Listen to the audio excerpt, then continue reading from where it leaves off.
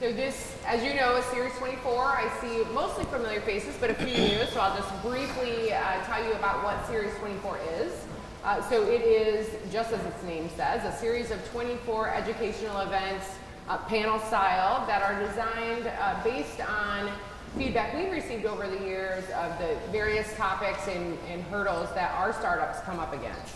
So human resources is probably the biggest one, but the one that people probably spend the least amount of time preparing for. I think there is a lot that you don't know about human resources, and so this is actually going to be a 2-event topic. So this event today is, we called it Building the Foundation, because it's really going to be about what are some of those foundational principles that you need to understand in HR, right? Like what is FMLA? What does that mean? Do I like have to do that, right? Do I need unemployment insurance? What's a 1099 and what does that mean, right? There's so many rules and jargon and you know, various procedural things that you need to understand about HR. So our expectation, by the way, is not that you walk away from this as an expert, but that it sheds some light for you on what you may not know, so that you can go and do the right things. I'm going to tell you from personal experience, 2 of my startups that were not successful, I believe, was because we did not really fully understand HR. We made big mistakes that were incredibly costly down the line. And so our job and our purpose here is to help you guys avoid that. And also, of course, to connect you with the knowledge resources in our region. So let's start there, and I will introduce people. So we've got Gail. Gail Nader is the Operations Manager of Satelytics, which is one of our startups here in the incubator. Gail leads the company's activities related to fiscal operation, human capital, and marketing of the company. She has also owned and operated several successful small businesses, served as the Chamber of Commerce president, and is a vocal advocate for entrepreneurial small businesses. Her experience in leadership provides Satelytics with insight into research and business development. Thank you, Gail. And then we have John Mackewich, who's a corporate employment attorney in Detroit office of Dinsmore, and is it Shohl? I guess Shohl. That's right, I should have asked first, sorry. On the employment side, John represents public and private employers in all phases of employment law. He counsels clients in a practical manner on how best to address the various workplace issues that arise on a daily basis, including sexual harassment, discrimination, wage and hour, disability claims, and requests for accommodations, substance abuse, and workplace violence. Bet you guys didn't realize you might be having to deal with all that stuff, right? Additionally, John works with unionized clients in collective bargaining and has defended cases in state and federal courts. And last but certainly not least, we have Angie Salyer, who is actually a senior HR. I actually don't have your title. Can you tell us what your actual title is? It's Senior HR Consultant. Here at the University of Toledo. Correct. And actually Angie is kind of assigned to our area, so I've worked with her a lot, and she's very knowledgeable. So she's an HR professional with over 17 years of experience in numerous industries and supporting companies of various sizes. Angie has a stylized approach to human resources, recognizing the need to balance business goals with human behavior. It cannot be approached in the same in every instance. She holds a bachelor's degree in human resources from the University of Toledo and is currently seeking a master's in law. She is also currently finalizing her first nonfiction work, HR is the Devil, and that is so true, with an expected release of fall 2019. So I'd encourage you to watch for that, and we will have copies of that here at Launchpad too. So first of all, I just want to give just a hand to these lovely folks who have volunteered their time to educate all of you. So thank you. So those of you who have been here before know we try to make this a very conversational, laid-back event. So I have created some questions that will kind of seed a discussion. And then you folks, please write down questions you had, and we'll have some time at the end for that, okay? So we're gonna start with John. So John, as an employment attorney, I'm sure you have deep knowledge in many aspects of human resources. Can you please give us a high-level perspective of some of the foundational HR requirements and regulations that a startup should consider? Thank you for having us, and thank you guys all for coming out, especially on opening day for the Mud Hens. It's a great turnout and great to have you guys here. I'd like to look at it perhaps just as a high-level overview of some of the HR and employment issues that a startup is going to face when they are going from that transition stage of I have an idea, what do I do next? And maybe look at it from a recruiting, a hiring a compensation and a termination stage, what are some of the issues that you're going to face right off the bat, and what are some ways that you could probably helpfully address them, or at least spot the issues so that when it comes up, you can go to an HR consultant or you can go to your in-house or out-of-house counsel and raise these issues with them. You know, one of the first thing is you have an idea and you come to UT Launchpad and you go through Pitch and Pour, you go through their program and you say, I need some help now. And that first stage is recruiting. I need to find somebody else to help me. And you interview people, you go out and talk to somebody, and you found the right person. You think this is the person that's going to help me take it from an MVP to the next level, and you're excited. You think, I have the next employee, I have the next consultant. What are some issues that perhaps you should look at from that recruiting stage, you know, either as HR or as from an employment side is, first one perhaps I'd look at is what, as you're talking to them, do they have restrictive covenants in place? So you found somebody who's good, who's going to help you go to the next level. You know, do they have non-competes in place with their previous employers? So they may be the person to take you to the next level, but they can't work for you, for example, because they're restricted from working. Or there's non-solicitation. You're bringing them on board to say, okay, I want you to go out and target these industries, these people as my lead salesperson.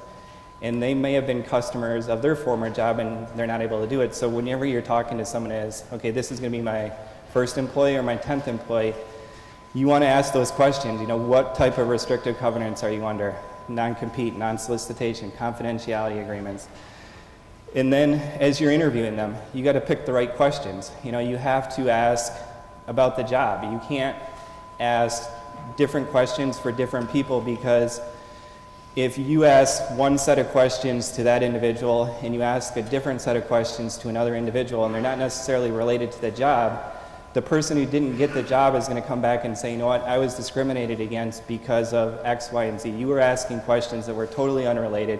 You were trying to find out things about my background. You weren't asking questions that dealt with whatever the job functions were. And so whenever you're talking to that first employee or the 10th employee, have a specific set of job requirements. What are the job requirements that we want to talk about? And tailor your interview to that particular position. And by the way, our next one, I neglected to mention this, our part 2 will go into a little more depth about that too, because it's going to be about building the team. And part of that is, you know, how the heck do I review a resume and hire somebody and interview them? So I really appreciate you giving us a little bit into that, because that is something we need to talk about. Okay. So sorry. And then continue. Once you've found that right person, you're going to hire them. And the biggest question for small businesses is, how do you hire that individual? You know, is that an employee?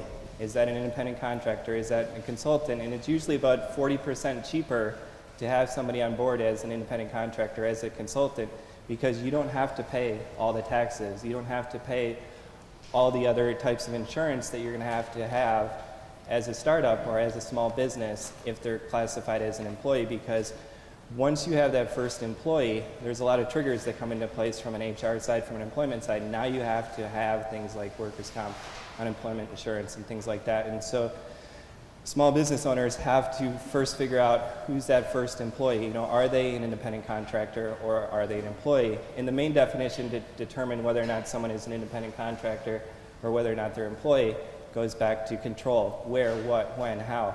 You know, are you saying to this individual, you have to come work at Launchpad every day, 8 to 5, and Jessica is going to oversee your work every single day, and this is what you're going to do? If that's the case, most likely you're an employee.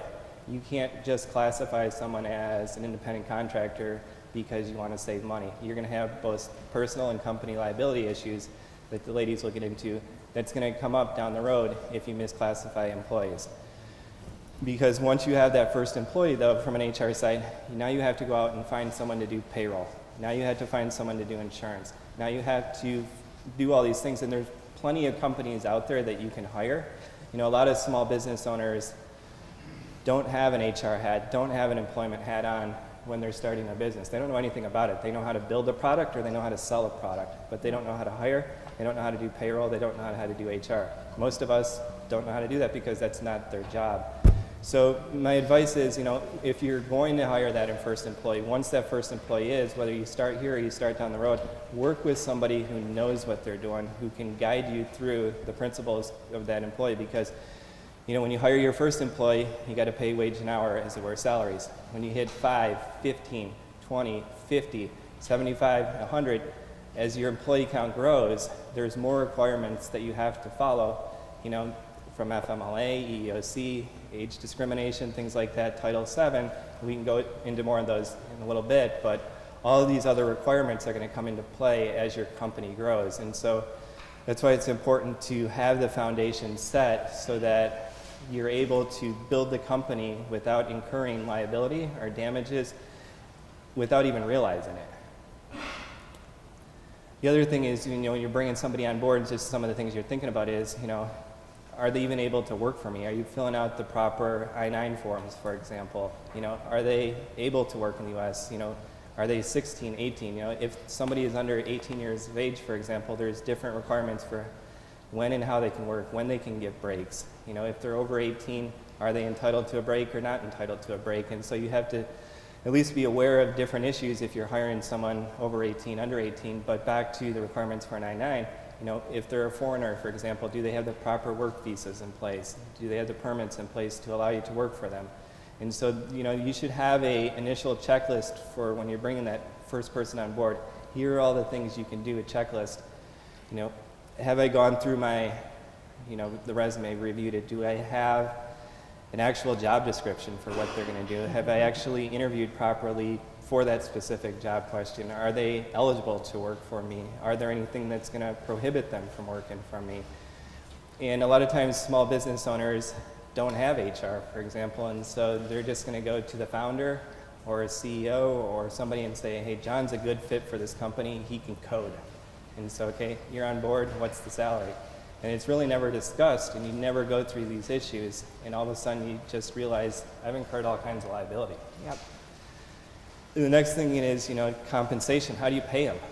You know, there should be some type of contract in place, and that's going to help determine from, you know, an employee versus independent contractor side. You know, what does that actual language say? You know, if it's an independent contractor, you can have a language in there that says, here are the services that they're going to provide, this is how they're going to provide it, they're going to submit a bill. You know, if they're an employee, you know, they should be getting paid every week, every other week, once a month, whatever the company policy is, obviously in accordance with state law, but you should have those procedures in place and you can't go back and change them. The one thing where companies get into trouble, especially startups, is deferring wages. So someone will come and say, you know what, I want you to work for me, but I'm not going to pay you until I get the Series A round, or I'm not going to pay until we get investment. You can't do that, because if they're classified as an employee, they're entitled to at least a minimum wage. So you're going to have to come up with a way to figure out, okay, I can pay them. You may be able to take them out of the exempt versus non-exempt and say, okay, this person is an exempt role, and so we can defer some salary and not defer. But usually when you're going to say, I'm going to defer 100% of the salary, if they're an employee, you're in violation of some employment and some HR rules. Yeah. And then termination. You know, obviously, when you're terminating somebody, you want to have a legitimate, non-discriminatory reason for doing it. Ohio is at will. We can fire someone whenever we want, but there should be a non-discriminatory reason for why you're firing them. But as the company grows, and as you go from 1, 5, 15, 20, 50, there's the different acronyms that come into play, whether it's age discrimination, FMLA, disability, and certain individuals, if they're of a protected class, have certain rights when you're firing them. So for example, they have a right to have someone over 40, 21 days, for example, to review an agreement, a severance agreement. They have 7 days to revoke it after they signed it. And so you can't just walk into somebody who's perhaps, whether it's your first employee or your 50th employee, and say, I'm firing you, here's your severance agreement. If they're, for example, a female and 45 years of age, there's certain steps that you have to require. And so from a high level perspective, it sounds encompassing, but the whole level, there's going to be rules and procedures that you have to follow from start to finish. Yep. And what I would say, thank you. And by the way, like, there's way more, there's tons you need to know, but this at least, that was a really comprehensive, good overview. And I think, again, for those of you who've been to lots of these, you hear me say this every time, don't wait till later, because the cost of fixing it could be your business. And it will be more expensive than engaging with some sort of expert early on. So I know that sounds daunting sometimes. I don't have any money. How am I going to do this? I promise you, this is an area that you do not want to mess around with. It doesn't end well. So thank you. That was a good overview. So let's see what we got next. Gail. So different perspective, right? Someone practicing HR in one of our startups. Also, you own some of your own businesses. Can you give us some perspective, on your experience and what small businesses and tech startups need to consider, and tips on how they can implement some, HR practices on a shoestring budget? Well, one of the biggest things you can do is, of course, you all showed up, so you came, you're asking questions, you're thinking about what's the problem going to be. Think about what problem. It's risk management. Managing people is risk management. There are a lot of online sources that are completely free.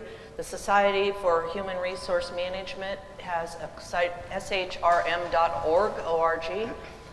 You can get all kinds of documents free to download. They're template form. You can get job descriptions. They're employee manuals. They're mostly in a doc format, so it's Word doc. You can customize it. The Department of Labor has tons and tons of information on job descriptions and job categories, and it's Department of Labor wage, WHD, wage and something. Anyway, I'll get that for you if you want. Wage and hour division. Wage and hour division. Wage and hour division. All right. Tons of information there. I mean, it's a very, very huge, comprehensive website, both of them. It may take you some time to dig through, but it's free. Educate yourself, man. It's free. Yep. One of the first and foremost things I would tell you is to, when you do get that first employee, find somebody to manage your payroll. If you have to do it yourself, maybe use a service. Our company uses Paycor. There's Paychecks, Pay. Yep. And I think ABDP, there's a whole bunch of different ones. All of these companies have an HR module that you can purchase in addition to, like, for us, we have our HR lawyer, we have a lot of other stuff in place, but we use their payroll service. But if I wanted to, I could pay an extra little bit of money every month and I would have access to their HR department. And so basically, they give you an HR department that you can dial up and go, hey Sam, I got this problem, what can I do? And they can either help you or they can direct you to someone that can help you out. Someone has to take responsibility for payroll. Don't hand it back and forth to, if it's a husband and wife startup business, don't go, oh, it's my week to do it. Make it somebody's job consistently. Yep. One of the biggest things I would tell you is don't discriminate. Even though the discrimination laws fall under certain numbers of employees, don't discriminate. Treat everybody alike, be consistent. It will serve you well, because if you get 2 employees and your business is going to grow and then you have 200, if you set a good groundwork for treating everybody fairly and doing the right thing, it's going to pay you back in the end. Avoid hiring family and friends or spouses of employees. You do not want to go there. We have in the past hired people that were acquaintances here or there, and it can turn out all right, but my first management job, I had to fire my best friend. And I was middle management, and she wasn't pulling her weight, and the boss came to me and said, it's her or both of you, you choose. So I did what I had to do and told her that she was out. And it was is very hard. I actually very uncomfortable. hired my friend and had to give her some bad news in her review. She ran out of the room crying. I said, if that was my friend, that would have never happened. So I 100% don't do that. Husband-wife partnerships, that's a little iffy, but it all looks good in the beginning, but by the time the divorce happens, it's all bad. Often bad. Develop an employee manual. At SHRM, you can download the basics and then customize it. Make sure that it covers all of the pertinent.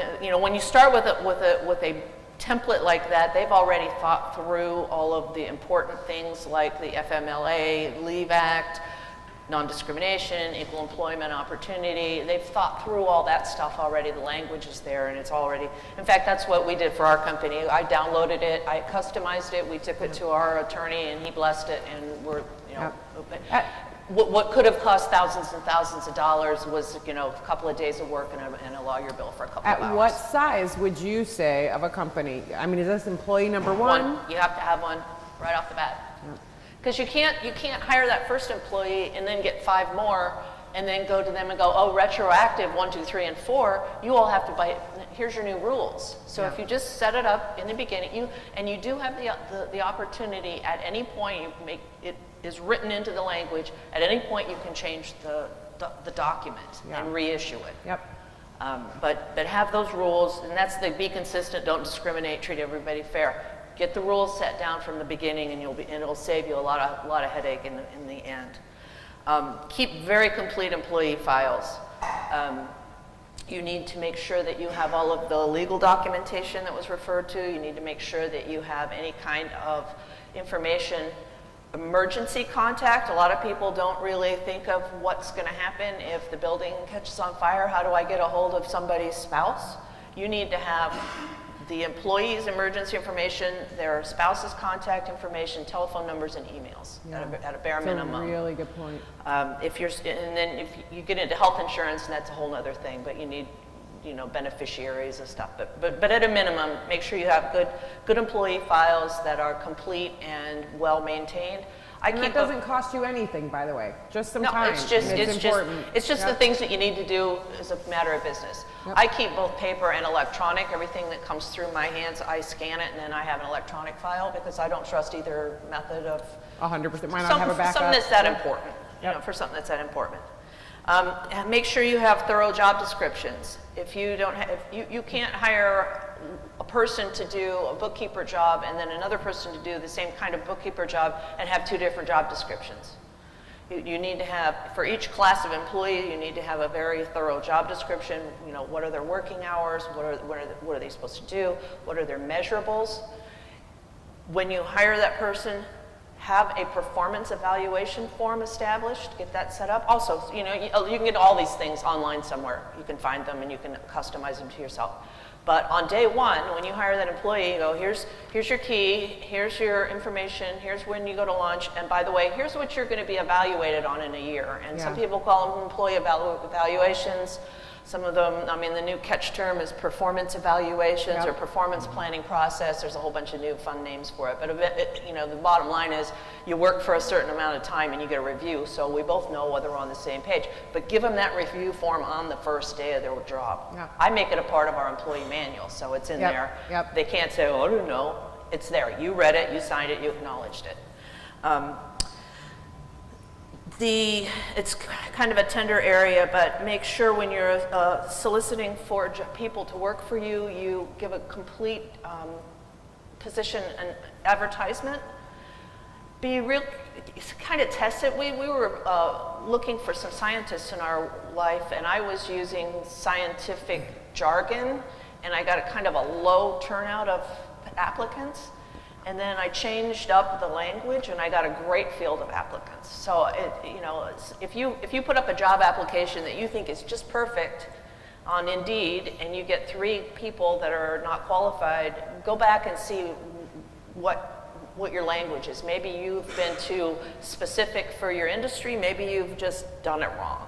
So that, there's a lot of reasons why you don't get results. But when you do start going out advertising for help, think about what's the reader gonna, how's the reader gonna And we will get, again, we will come to that. I don't have the date yet, but we will get in. That's a really important point. We'll get into some more detail about that. And just to interject here on that one, if you're doing advertisement, you're going to use something like Facebook, for example, to do your ads, be careful, because we're seeing a lot of litigation now where someone is going to say, I need to hire that particular person, but they're only going to tailor their ads to 25 to 36-year-olds, for example. Oh, right. And so because Facebook and those other platforms allow you to tailor who actually sees the ads, you could be opening up yourself to all kinds of litigation issues because of who that ad is tailored to. Mm-hmm. That's a good point. Yeah. Again, evaluate the job performance regularly. Don't just wait until the end of the year. If somebody's doing something wrong, talk to them about it, because oftentimes things can be solved. And if you do have issues, document. If you, whatever the problem might be between you and your employee, or your manager and your employee, make sure you get it straightened out, because a lot of people wait until it's too late and it festers, and then they're fired. And if that's not always necessary. Sometimes if you go through the process of training, retraining, talking, go, hey, how can we make this better? What's, are you having a problem? Am I not being an effective manager? Sometimes things can. That's a really good point. Things can be cured, and Yep. because it's really. With that though as well, you never want an employee to be surprised. If their time with the company has come to an end, they should be aware of that as you're aware of it. So if they're having problems, that should be communicated to them. So if that point comes, it actually makes the whole process a lot simpler and lot less complicated. And less painful. Well, and less it's painful. expensive and time-consuming and stressful to do the job search process. Yeah.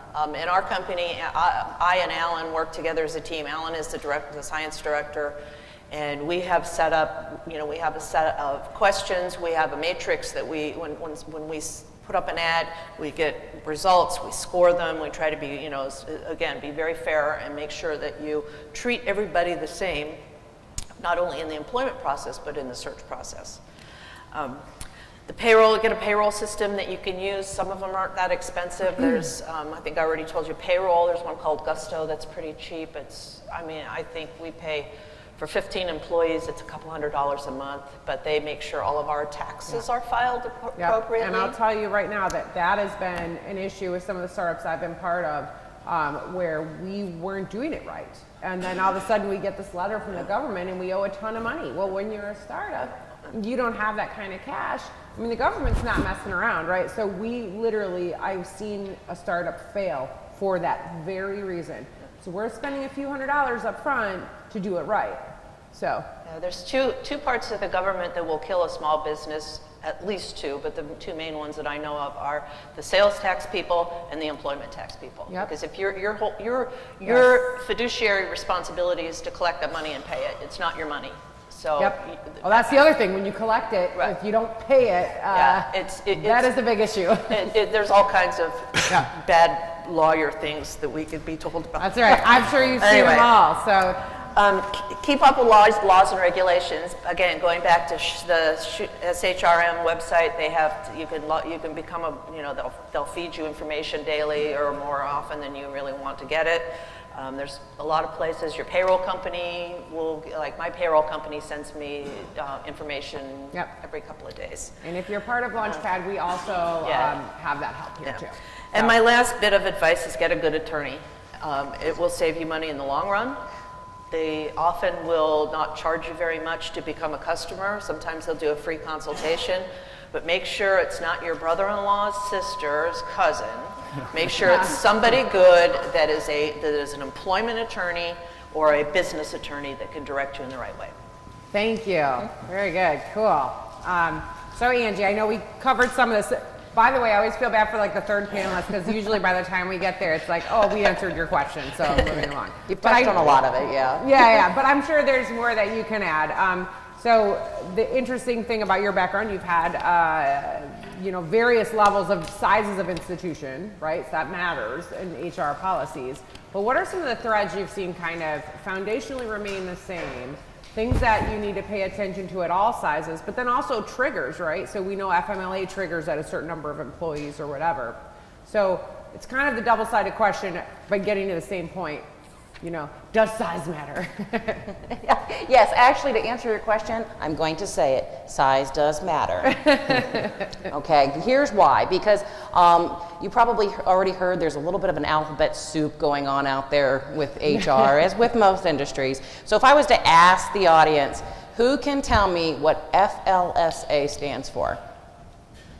What? None of you know the Fair Labor Standards Act? That's what I'm trying. Oh, Mark, you don't count. Oh, Mark. That's not fair. He's cheating. He's gone to previous trainings with me. So. And he runs the Minority Business Assistance Center, so he better know what that means. So the reason that size does matter with your organization and in comparison to human resources laws is because there are going to be trigger points. So if anyone in here has 10 employees in your group, are you keeping your OSHA 300 logs? That's kind of people tend to forget about these little trigger points that happen. And I think John was speaking to it earlier that the larger your organization grows, the more and more that's required of you. Or I'm sorry, it may have been Gail. I don't remember which one of you. Sorry, my mic's obviously right there. You're good. I told you there. So State institution. state institution, it works. I love it. It's a great mic. So I can tell you from having worked for, my smallest organization I worked for had 50 employees. The largest I've worked for had 50,000 employees across all of North America. And experiencing those different types of environments is very eye-opening, because the things that I'm doing in a 50-employee organization is going to be entirely different than what I'm doing for a 50,000 employee organization. And even your approaches are going to be different. And I'm probably going to get some dirty looks from my two panelists over here, because I'm one of those HR professionals who does believe in gray areas. Don't hurt me later. Especially the lawyer.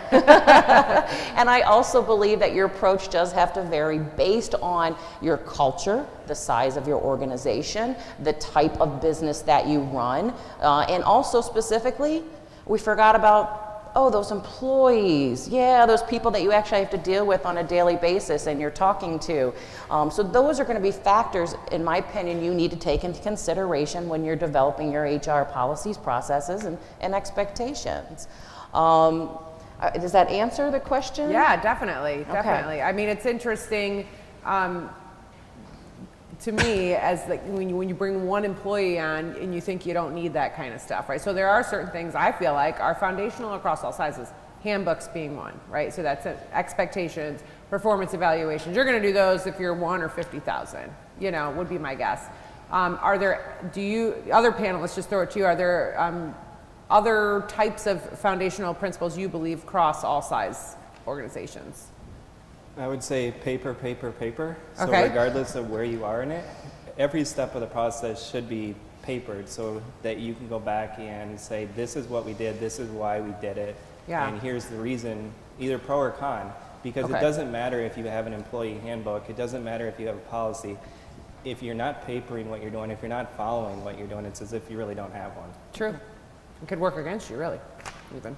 Excellent. Thank you, guys. I think conducting the hiring process too. Oh, Because, of course. I mean, generally when you're a startup, you're not gonna jump in with 50 people. You're gonna have maybe 1 or 2 or 5. Yep. And to start with a tiny group and build to 50,000 employees that are all going to work together cohesively you have to really understand how to build a team. Yep. And that's your next. That's our next one. That's a Which plug is- for your next. Yeah, your and by next the way, I expected session. crossover, so there's nothing there. But it's just, that's how Yeah, but important the- this topic is, that but- you just but- can't cover it. Yeah, team development and hiring Yep. is pretty much across the board Yep, very important. Absolutely. Okay, so this is our second round of questions. So John, first for you. So we just hit this a little bit, but the various acronyms, right, that we've all heard associated with an employment, so 1099 or like the contractor, EOE, FMLA. We started this a little with FLSA, but can you define some of these for us, the ones that you think are pertinent to this audience? How it kind of applies to these startups. Are there other like large milestones that could trigger some of these things, just in a general sense? I think we've touched on some of these Yeah. already, and I wouldn't say any one of them is necessarily more important than the other, but I think as you're growing, you have to realize and understand that there's going to be different rules and procedures that apply to you. Once you hit, for example, 20 employees, for example, age discrimination and types of claims kick in. And so regardless of what the acronym is, you have to put in place policies and procedures to address them, to be able to say, we're going to meet these policies, we're going to meet these procedures. And we mentioned that there's all kinds of free material, both at the federal level and the state level. You can go online at the Ohio Secretary of State's website and type in, minimum wage, age discrimination, all the different topics that are out there from an age or from a HR perspective, and they'll give you fact sheets on what you have to do to comply with here in Ohio. You can go on Department of Labor's website, they'll give you the same fact sheets. So, if you have this many employees, this is what you have to do. If you have employees that are this age, this is what you have to do. But I think the big thing is just to be aware that as you're growing and you hit different levels of your business, different rules are going to apply to you. And we mentioned sometimes, okay, we may not have 50 employees for FMLA to kick in, but most states and most cities now have anti-discrimination type laws. And so if a law is not necessarily covered under a certain acronym, most likely you're still going to have to comply at both the local and the state level. And so whether it's sexual harassment or age discrimination or national orient or sexual orientation, you still got to be compliant with them regardless of the size of your company. Yep, that's a good point. Thank you. So Gail, your second question, and I know we've talked about this one, right? So as an experienced entrepreneur, can you share some of the HR mistakes you've made or you've seen made? I've already shared my embarrassing ones. What are their consequences and other pitfalls to avoid? Well, misclassifying employees has got to be one of the top ones, because you think you can hire somebody as a 1099 and save that money, a little bit of money, and in the end it can cost you a lot. And I did kind of a quick and dirty, there's my numbers here. If you were to hire somebody, a bookkeeper, and they had to sit at they were a receptionist bookkeeper, and they sat at a desk, and you said, oh, I'm an independent contractor, I'm going to pay you $20 an hour. So that's to about $41,800 per year. The employment tax on top of that annually would be a little over $6,000, and your federal withholding, what that person would have to pay, withholding tax to the federal government, what they would pay in their taxes, is about 25%, so that's roughly $10,000. If the IRS were to audit you and find that that person was indeed an employee, you would have to not only back pay them their 15% employment tax, which is $6,300, you would have to also pay their withholding tax for them, even though they're not. They should have, if they were an employee, it would have been their wages, their money withheld. They get to pay their taxes, but you could be held responsible for that, on top of penalties, fees, and you're a great attorney that's going to have to get you out of that. It could end up costing you, for a $41,000 employee per year, you wanted to save $6,000, it could end up costing you more than $20,000. Yeah. If you get audited. And we were audited in another business, and it was my CEO loved 1099 employees, and they were mostly part-time, and they weren't really too, they were gray, they were a very gray area. But knowing that this was an issue, I made sure I had documentation. And one of the things you absolutely need is an agreement. If you think this person is your accountant, your graphic designer, your whatever they are, make sure you have a written agreement that says, here's our agreement, here's the outcome, here's how much I'm paying you. Yep. You had to have a bill. You can't just give me a time card, you have to give me an invoice. Go, download a template off of Word, it's free. Give me a bill. That's how you pay a 1099 contractor. You do not pay them on a time card. You don't just write them a check every week. They give you a bill, you pay the bill. Yep. And then you also must dispense a 1099 correctly, or a W-9 in the beginning, get the contract agreement, get all that put in 1099 by the end of January roughly, and then you're okay. I mean, when we had this audit, I had 2 paper boxes full of paper, so that's 20,000 sheets printed for a roughly 10 employee company. Took me more than a week to put all the information together. The auditor would not accept electronic forms, so it all had to be printed. So you do the math, how much it would cost you either to print that much paper or go down to Kinko's or Staples or wherever you print it. So that's what you're looking at if you misclassify an employee. And the amount of time she's And your time. doing it. Right. Another thing is not paying workman's comp. I have a friend that has a cleaning lady, comes cleans the house once a week. Sure, she's a cleaning lady. I pay her $75, she cleans my house. She fell down the stairs, and a little bit older lady fell down the stairs, broke her hip. Homeowner's insurance will not cover you because that's a paid employee. You have to carry workman's comp on domestic employees. Their homeowner's insurance wouldn't pay, didn't have workman's comp, so this woman, the homeowner, had to pay for the lady's hip replacement to the tune of probably about $50,000. So even if you have somebody that just comes in and cleans your office, make sure that if they're a business, that they have a certificate of insurance and their people are covered. I have another side business. I have real estate rental properties of which I hire contractors. So I carry, just because I'm risk averse and I'm kind of paranoid, you just call up the Bureau of Workmen's Compensation and say, I have domestic people, they're going to do X, Y, and Z for me. I need an account. It costs me, I think I pay less than $20 a month. And I think I pay it annually, but it's very, very cheap but I'm protected. So if my Yep. cleaning lady or my landscaper or whatever, you know, some kid that I hired to shovel the snow off Yep. my lawn or walk, whatever, I'm covered. Yep. Another thing that it's kind of shouldn't do, or you want to keep your eye on, is if you have middle management and you have a company and then you have a manager and then you have some other employees, make sure those middle managers are not looking the other way, and that they're not watching the cashier stick money in her pocket and they're in on it. You know, Yeah. keep an eye on folks.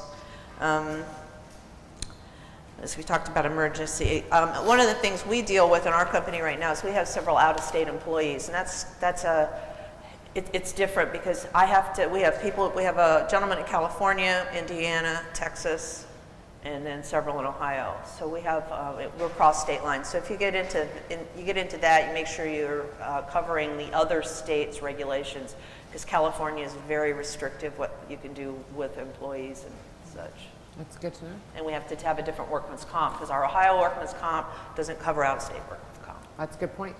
Thank you.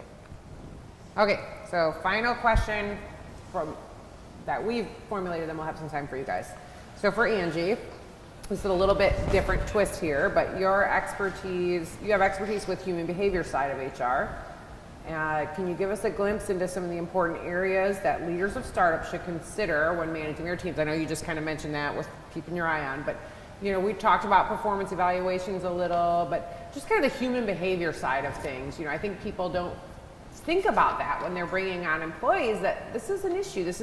It's time to manage this. So do you have any tips about that? Yeah, and I think the most important word that you kept repeating there was human. Yeah. And I like to remind my managers, or if somebody's running an organization, always remember, you're human, they're human. So guess what? You're going to make human mistakes, they're going to make human mistakes. When you're dealing with these difficult situations, you're going to get nervous, your palms are going to get sweaty, but the best thing you can do is to be prepared. So even when it comes to setting the foundations for HR, it's all about that preparation. So I know we're throwing out a lot of information. I don't want this to make anyone in the room nervous. This is again a prep point so that we can kind of hopefully ease some of that trepidation. And the next step would you be taking that forward and doing that research and getting prepared for it. But again, human is probably one of the most important parts of the word human resources. Yes, we're a resource, but we're also about the humans. Right. Don't forget that they're people. That they're people. You're a person too. Yep. Yeah. That's good. Thank you. So anything that the panelists want to add to that before I open to questions? I think that's me. I would just say that perhaps, we talk about there's lots of rules and lots of regulations, but really when you're talking about HR, especially for a startup, you're building the culture of your business, and it's going to really lay the foundation for how successful you're going to be going forward. And if you don't want to take the time to put in place either the legal or the paperwork, you're not going to have a culture that's going to be inviting for employees to come work for you. Yeah. And honestly, I can tell you, it doesn't matter what your technology is. If you don't have the team, you will not be successful. I promise you that. So that's one of the reasons HR is one of the most important topics. So good, thank you. All right, so do we have some questions? Carla.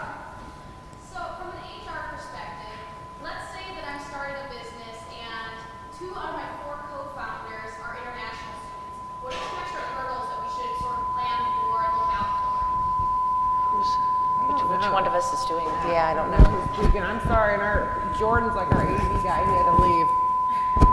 I don't know. Is it Angie? You know what you can do? You know what might be me? Who said that? You said that mine was being buggy. There. Did it stop? All right, it was me. All right, go ahead. So just to reiterate, Carla's question was, she's got a couple of co-founders that are international. What are some of the things she needs to look out for? Right? Yes. That was the question? Okay. Who wants to Would they tackle be that? employees, or are they if you say founders, are they going to be company employees, or are they going to be? That's the goal. So currently there are no employees at the business, but they would like to be, but they're only on F1 visas. Okay. Do you want? I am not a visa expert. Okay, we So, will- I think the main thing though Yeah. is John. you know, are they an employee or are they can be classified as a founder? Because once you classify them as an employee, they have to meet, you know, U.S. visa recording. So if they're not able to work here in the U.S., they're not going to be able to work for that startup. But there's no law that says, you know, an international student can't create a company here in the U.S. who can't work for a company as a founder, but you can't make them an employee unless they have the proper visas. So they can be a co-founder, but not an employee. That isn't something they can be classified as. Correct, but once the roles start to, you know, change, you know, you got to be careful that they don't necessarily become, you know, the employee as opposed to the founder in what they're doing.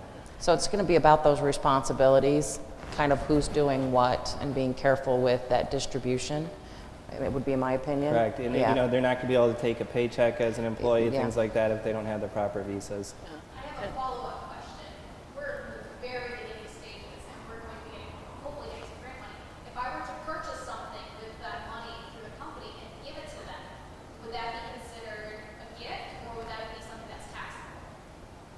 Let's say like a computer, That's- or just the technology.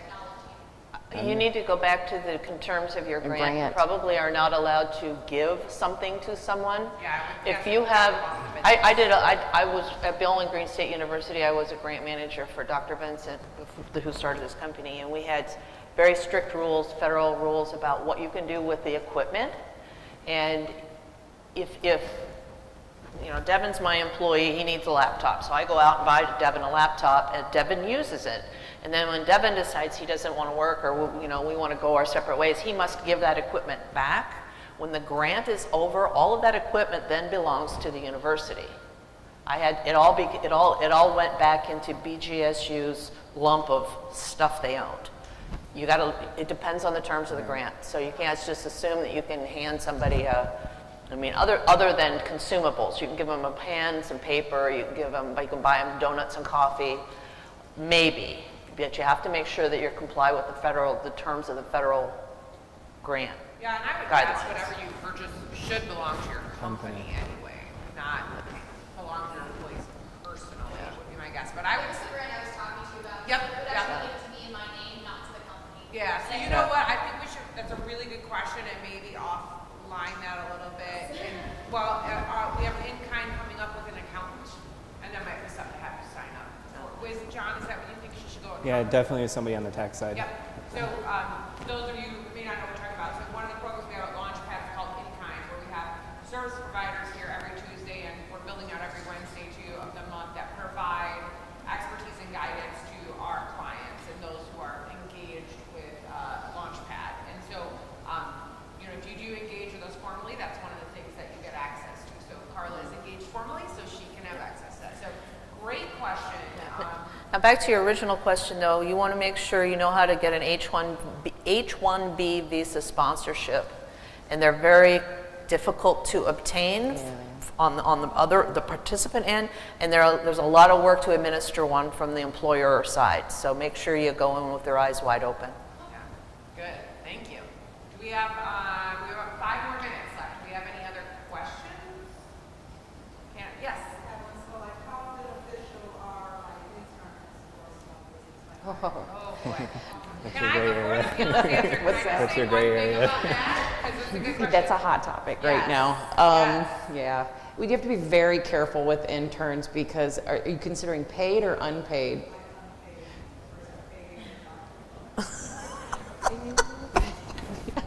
Gail, you're We all laughing. laugh. I'm We gonna all let you laugh. take it then, because it's just you have to be very careful right now.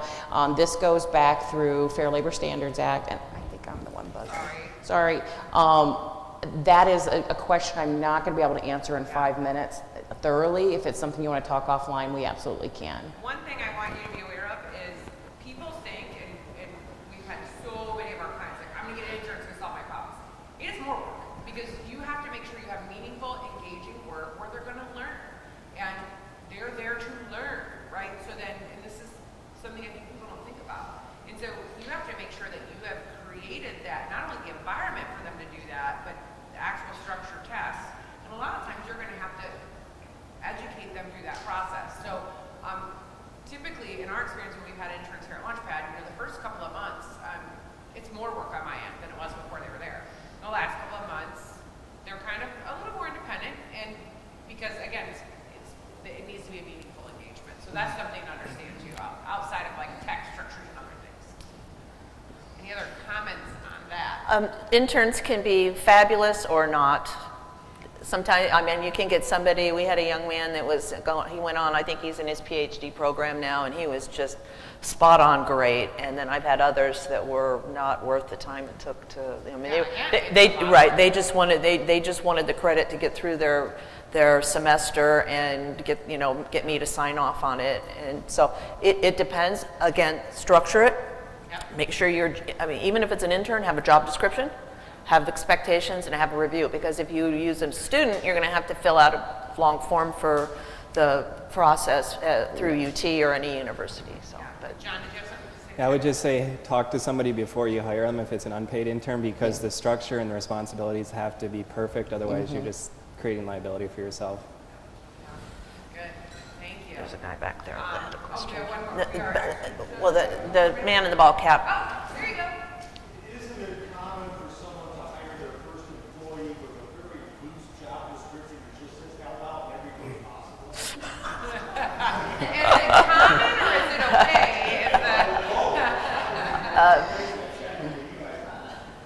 It's probably the way most things go, because you're a big idea, and then you think you're going to get somebody to help you out, and then you're going to get some more employees, and it kind of snowballs. I mean, we don't always go into it with knowing all we do in the beginning. That's part of why we're doing this, right? So That's right. Do you guys have something to add to that question? I would agree. It probably is common for most startups, but I think you have to realize when you hire that first employee, you got to make sure that you're paying him the minimum wage at least, and that all the other triggers kick in regardless of if he has a loose job description.